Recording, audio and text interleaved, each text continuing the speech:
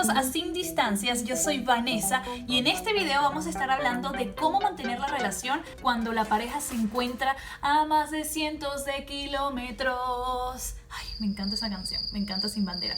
Bueno, pero en serio, vamos a estar hablando de qué hay que tener presente en una relación para que dure a través de la distancia. Una de estas claves es comunicación. Y en toda relación, para que funcione, para que esté sana, tiene que haber conversaciones, tiene que haber comunicación, intercambio de ideas, conversaciones acerca, no sé, de la vida, de tus proyectos, de tus metas, de tus gustos, de las cosas que no te gustan. Para las parejas que se conocieron en línea o que están a través de la distancia, el trabajo tiene que ser doble y el esfuerzo tiene que ser doble, y más si hablan idiomas diferentes. Lo bueno de todo esto es que hoy en día hay muchas herramientas que te pueden ayudar a comunicarte las 24 horas del día con tu pareja. Por ejemplo, David y yo todo el día nos mandábamos mensajes o nos etiquetábamos o nos mandábamos cosas cómicas o graciosas por Facebook.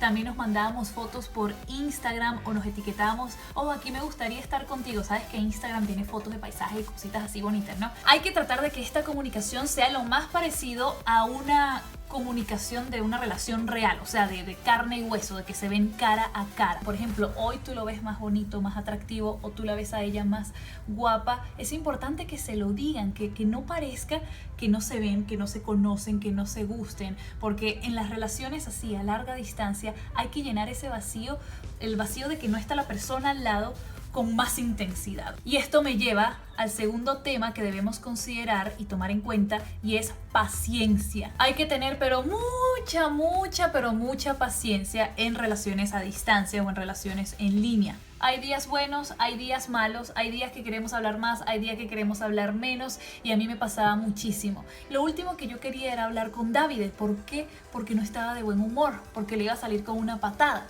Entonces él siempre pacientemente entendía que bueno, estaba estresada y esperaba el momento en que yo pudiera relajarme para hablar con él. Y esto no quería decir que la relación estaba muriendo, todo lo contrario, sino que hay que darse ese espacio, ese tiempo y tener la paciencia también en los momentos en que quieres mandar todo pa'l carrizo, o paciencia si discutieron, si pelearon por algo en que no están de acuerdo. Hay que realmente saber cómo y cuándo, ¿no? Respirar profundo para poder seguir adelante con la relación. Lo siguiente son dos cosas: compromiso y respeto. Tener un novio o una novia a la distancia o por internet no es un juego, no es un chiste. Tú no sabes cómo me chocaba a mí que me decían, ay, amor de lejos, felices los cuatro. Y yo, no, pero ¿por qué tiene que ser así?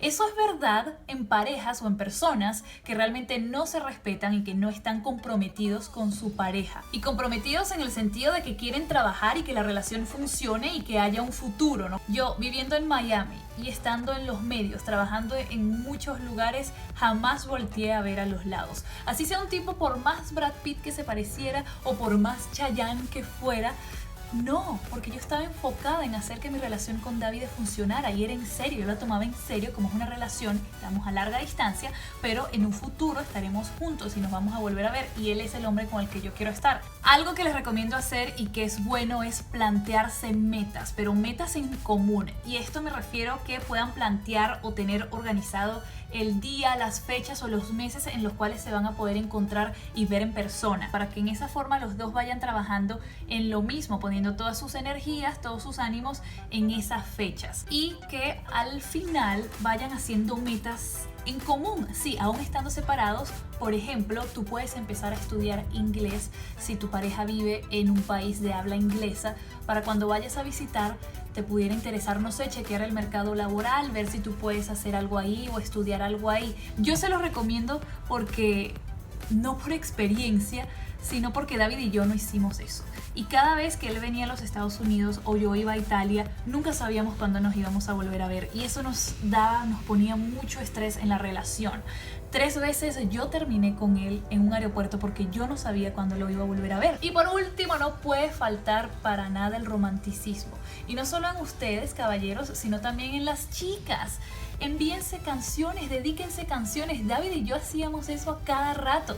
Hay un cantante napolitano que se llama Gigi D'Alessio. Él me mandaba todas las canciones de él y me las dedicaba, incluso las que son en dialecto, que no es el mismo idioma italiano, y yo me las sé toditas. Yo, por ejemplo, le mandaba canciones de, obviamente, Sin Bandera, o que si de La Oreja de Van Gogh, cualquier cosa que estuviese... ¿De Van Gogh? No, es de Van Gogh.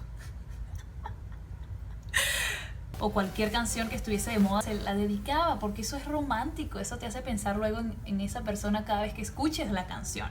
Envíense fotos, no sé, en la oficina, en un lugar que te guste de tu ciudad, en un lugar que te gustaría ir a comer, a cenar o a estar con esta persona. También fotos de tu atuendo. Caballeros pueden enviar flores, chicas pueden enviar regalos si está dentro del presupuesto. Cosas así que puedan sorprender a la persona y sabes, hacerlo enamorar más, ilusionarlo, emocionarlo. Eso es todo por esta semana. Como siempre te digo, por favor, comenta, pregunta, duda, lo que a ti te dé la gana aquí abajo. No olvides suscribirte, dale me gusta, compartir, y por todo eso y por tu atención, muchísimas gracias. ¡Mua! ¡Chao!